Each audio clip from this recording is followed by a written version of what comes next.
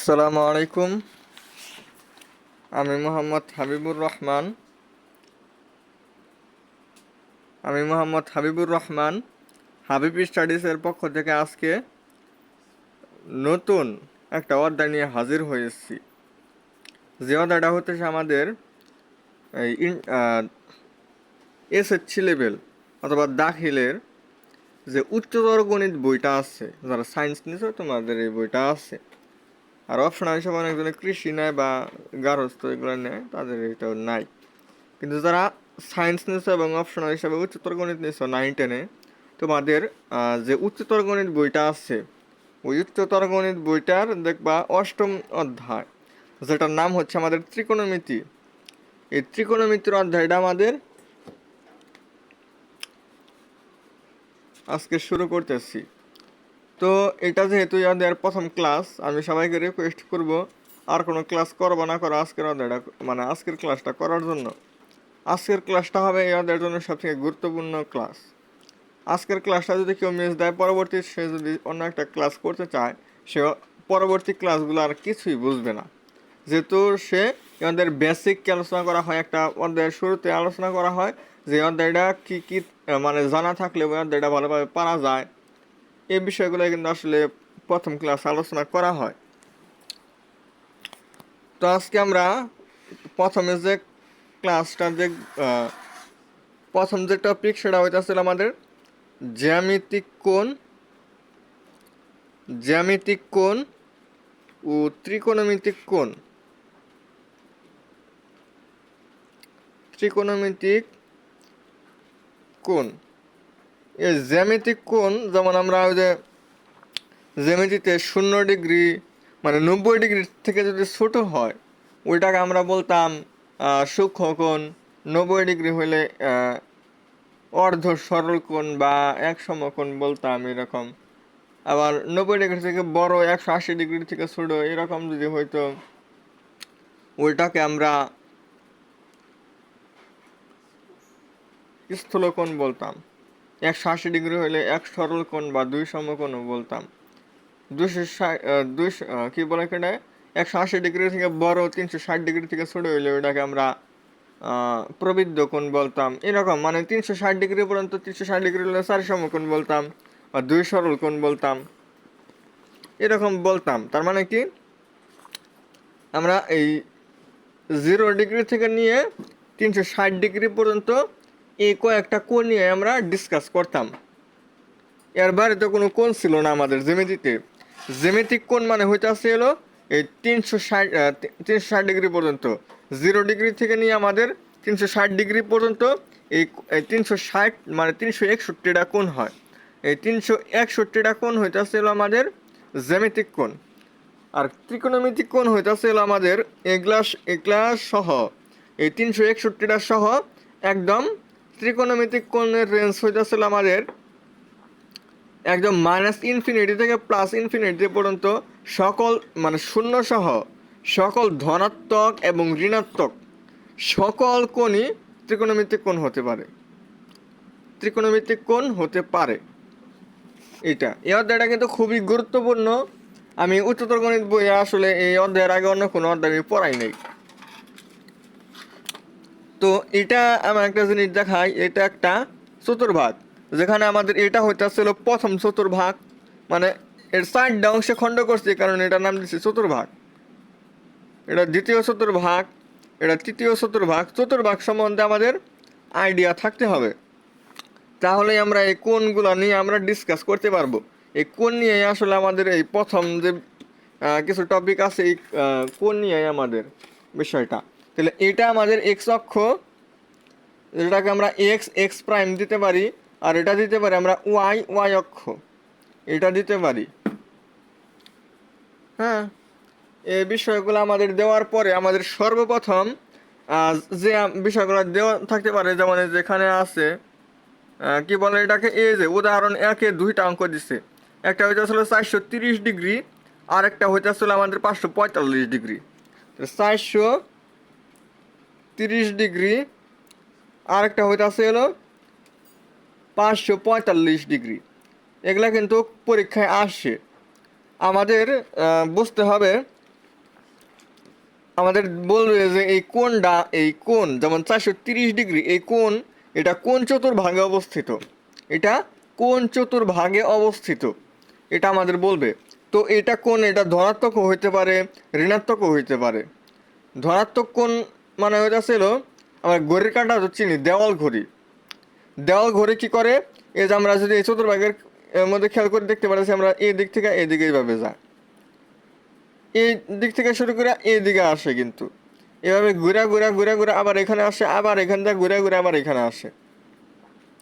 এটা ঘড়ির কাঁটার দিকে যদি ঘুরে একটা কোণ, ওইটাকে বলা হয় ঋণাত্মক কোণ। আর একটা কোণ যদি এই দিক থেকে এই দিকে ঘুরে, তাহলে ঘড়ির কাঁটা যদি এদিকে আর ঘুরতেছিল এইদিকে, তাহলে কি করতেছে, ঘড়ির কাঁটার বিপরীত দিকে ঘুরতেছে। ঘড়ির কাঁটার বিপরীত দিকে যদি ঘুরে, ওইটাই হতেছিল ধনাত্মক কোণ।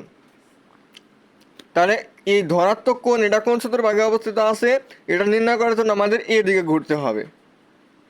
মানে এখান থেকে শুরু করে আমাদের এটা ধনাত্মক এক্স অক্ষ, আর এটি হইতেছিল ঋণাত্মক এক্স অক্ষ। এটা ধনাত্মক ওয়াই অক্ষ, এটা হচ্ছে আমাদের ঋণাত্মক ওয়াই অক্ষ।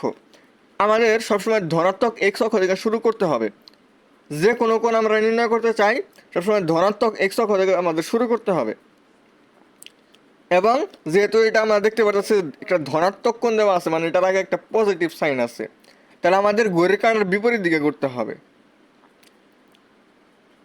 ঘড়ির কাঁটার বিপরীত দিকে ঘুরতে হবে।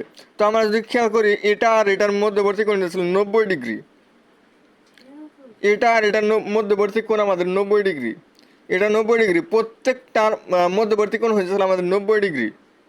তো আমরা ক্যালকুলেটর হাতে নিয়ে আমরা কি করব, এখানে যে কোণটা দেওয়া থাকবে ওইটাকে আমরা 90 দিয়ে ভাগ করব। 90 দিয়ে ভাগ করলে এটা হয় 4 × 90, যেটা আমরা এইভাবে 4 × 90, তার মানে হলো 360 যোগ কত 70 লিখতে পারি। মানে এটাকে আমরা 90 দিয়ে এইভাবে ভাঙায় লিখবো, মানে মানে এই যে এই ফর্মেটে আমরা ভাঙাবো। এটা যদি আমাদের থিটা হয় আর এইটা যদি আমাদের এন হয়, আমরা লিখবো এন × 90 ডিগ্রি প্লাস এটা হলো থিটা। 90 ডিগ্রিকে আমরা এটার আরও অনেক এই আলোচনা আছে, আমরা সামনে করব। আমরা তো এটা 90 ডিগ্রি রাখলাম। তো আমরা এই ফরম্যাটে এটাকে আনার চেষ্টা করব সর্বপ্রথম। মানে এটা কিভাবে বের করব, যে এটাকে 4 দ্বারা ভাগ করব, 90 দ্বারা ভাগ করব।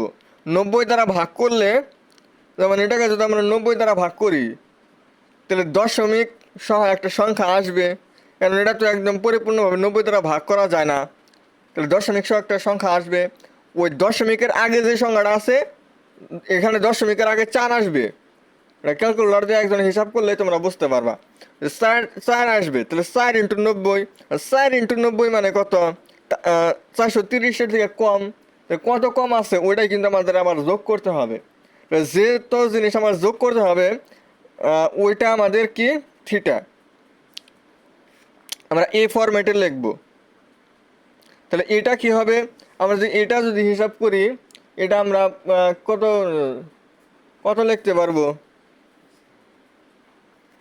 6 × 90 লিখতে পারি, যোগ 5 ডিগ্রি, এরকম লিখতে পারি।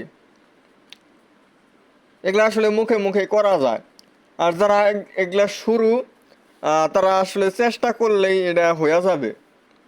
এটা একটু চেষ্টা করতে হবে, এগুলো আসলে কঠিন কোনো কিছু না।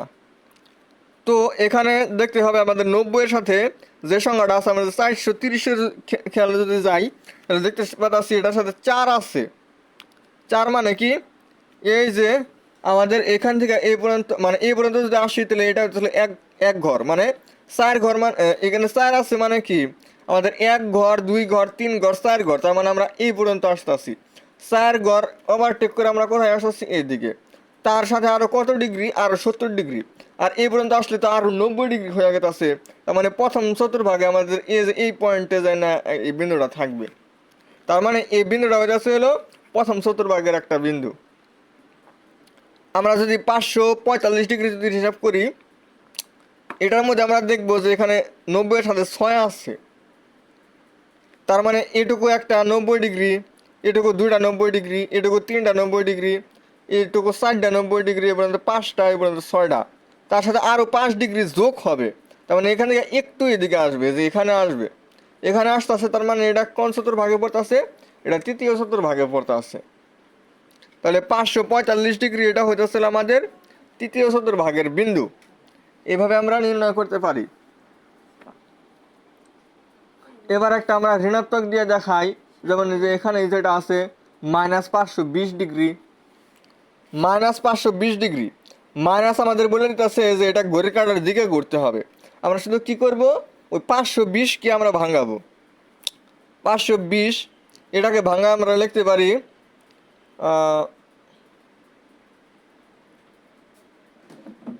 5 × 90, তাহলে এটা আছে হলো, এটা তো 20, তাই না? 520, তাহলে আমরা লিখতে পারি 5 নং 45, মানে 450, 500, তাহলে আরো 70 ডিগ্রি দরকার। এখন আরো 70 ডিগ্রি যোগ করলে আমাদের এটা মিলে। এটা কিন্তু আসলে ভাঙানোটা সবার শিখতে হবে, এটা প্র্যাকটিস করতে হবে। আমি টেকনিকটা কি বলছি, এটাকে 90 দ্বারা ভাগ করবো, যে সংখ্যাটা দেওয়া থাকবে এটাকে 90 দ্বারা ভাগ করবো। ভাগ করার পরে দশমিকের আগে যে সংখ্যা আসবে ওইটা গুণন 90, তাহলে যোগ করলে দেখবো যে এটা পূরণ করতে আর মানে এটা মিলাইতে আর কত যোগ করতে হয়, পরে ওইটা আমরা যোগ করে দিব, তাহলে আমাদের সহজ হবে। আর করতে করতে যখন আমার মতো হয়ে যাবেন তখন আপনারা এমনি করতে পারবেন। আপনাদের কোনো ক্যালকুলেটর, আমার কোনো ক্যালকুলেটর লাগতেছে না, আমি ক্যালকুলেটর ছাড়াই করতে পারতেছি। যেমন এখানে 500, 450 আর 70, 520 হয়। তাহলে কি 5 আছে, তার মানে এই যে এদিকে ঘুরতে হবে। এদিকে কেন? এই যে এখানে কিন্তু এটা বলছিল যে -520 ডিগ্রি, মাইনাসটা দিয়ে দেখাইতেছি। এটা এদিক থেকে এদিকে যাবে 190, এটুকু এ পর্যন্ত আসলে 290, এ পর্যন্ত আসলে 390, এ পর্যন্ত আসলে 490, এ পর্যন্ত আসলে 590,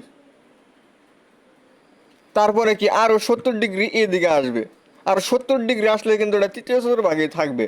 যে আর 90 ডিগ্রি যদি হয়ে যায় তাহলে এই পর্যন্ত আসতো, এই পর্যন্ত আসতে পারতেছে না, আরও 20 ডিগ্রি লাগে, 20 ডিগ্রি কম আছে, তার মানে আমাদের এই পয়েন্টে থাকবে, অর্থাৎ এটা তৃতীয় চতুর্ভাগে অবস্থান করবে।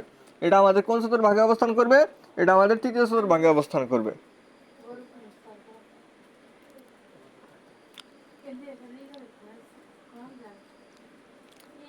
তো আসলে একটা কোন কোন চতুর্ভাগে অবস্থিত হইতে পারে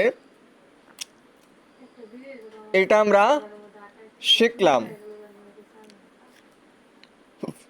আর একটু এই বিষয়গুলো আসলে বইয়ে যদি আমরা যাই, তাহলে বই আমরা আরও অনেক এক্সাম্পল যে কাজের মধ্যে দেখতে পাচ্ছি 330 ডিগ্রি, 535 ডিগ্রি, 777 ডিগ্রি, 1045 ডিগ্রি, এখানে দেওয়া আছে। আবার যেখানে আছে -750 ডিগ্রি, আবার এখানে দেওয়া আছে যে -100 ডিগ্রি, -365 ডিগ্রি, -720 ডিগ্রি, 1320 ডিগ্রি।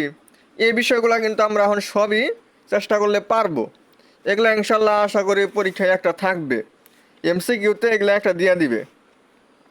সেটা স্কুলের কোনো এক পরীক্ষা হোক, টেস্ট পরীক্ষা হোক, বা বোর্ড পরীক্ষা হোক, মানে এসএসসি পরীক্ষা হোক বা দাখিল পরীক্ষা হোক, এই বই থেকে পরীক্ষা নিলে, মানে এই অধ্যায় থেকে যদি পরীক্ষা নেয় আর কি, এই অধ্যায়টা যদি ওই পরীক্ষার সিলেবাসে থাকে, তাহলে আশা করি এইরকম মানে এই টাইপের একটা এমসিকিউ তারা দিয়ে দিবে যে কোনটা কোন চতুর্ভাগে অবস্থিত। তো আমাদের এই বিষয়টা খুব ভালোভাবে পারতে হবে। এবং আমাদের যে কোন কোন বিভিন্নভাবে পরিমাপ করা যায়, তো আমাদের দুইটা পরিমাপ পদ্ধতি আমাদের দেওয়া আছে। দুইটা কি কি? একটা হইতাছে হলো ষাটমূলক পদ্ধতি, আর একটা হইতাছে আমাদের বৃত্তীয় পদ্ধতি। ষাটমূলক পদ্ধতি হইতাছে হলো ষাটমূলক পদ্ধতি মানে এটাকে আমরা যেটার উপরে যে এরকম ছোট্ট একটা সুন্দর মতো দেখব, এটা হইতেছিল ষাটমূলক পদ্ধতি, যেটার নাম হইতেছিল ডিগ্রি। এটাকে আমরা ডিগ্রি বলি। আর ডিগ্রি দিয়া প্রকাশ করা এটাই হইতেছিল আমাদের ষাটমূলক পদ্ধতি। যেমন আমি এটা কত ডিগ্রি, এরকম আমরা ছোট কালকে বুঝাইতেছি। আর এটা হইতেছিল আমাদের ষাটমূলক পদ্ধতি। ষাটমূলক পদ্ধতি এই পদ্ধতি ছাড়া আমাদের আরও দুইটা পদ্ধতি আছে, সেটা হইতেছিল বৃত্তীয় পদ্ধতি। বৃত্তীয় পদ্ধতির মধ্যে একটা জিনিসের উপরে একটা দাগ থাকতে পারে অথবা দুইটা দাগ থাকতে পারে। এখানে আমরা দুইটা জিনিস দিছি, এক্সের উপরে একটা দাগ দিচ্ছি, এক্সের উপরে দুইটা দাগ দিচ্ছি। এই দুইটা হইতেছিল আমাদের বৃত্তীয় পদ্ধতি। বৃত্তীয় পদ্ধতি। এখন এইগুলার আবার নাম আছে, যেমন উপরে যদি শূন্য থাকে ওটাকে আমরা ডিগ্রি বলি। অবশ্যই তো একটা ডাক এবং দুইটা ডাক, এটার তো একটা নাম থাকা উচিত, অবশ্যই নাম আছে। তো মনে রাখতে হবে, এটা অনেকজনে প্যাঁচগোছ ফালায় আলায়, এটা মনে রাখতে হবে সবসময় যে একটা যদি দাগ থাকে, একটা দাগ তার মানে এটা ছিল মিনিট, আর দুইটা দাগ মানে এটা ছিল সেকেন্ড। একটা দাগ মানে হলো মিনিট, দুইটা দাগ মানে সেকেন্ড। একটা দাগ মানে মিনিট, দুইটা দাগ মানে সেকেন্ড, এটা আমাদের জানতে হবে। এবং আমাদের কিছু পরিবর্তন, যেমন ষাটমূলক থেকে কীভাবে বৃত্তীয় পদ্ধতিতে যাওয়া যায়, বৃত্তীয় থেকে কীভাবে ষাটমূলকে আসা যায়, মানে এটার ইয়ে আছে আর কি, সূত্র আছে। তো সূত্রগুলো হচ্ছে আমাদের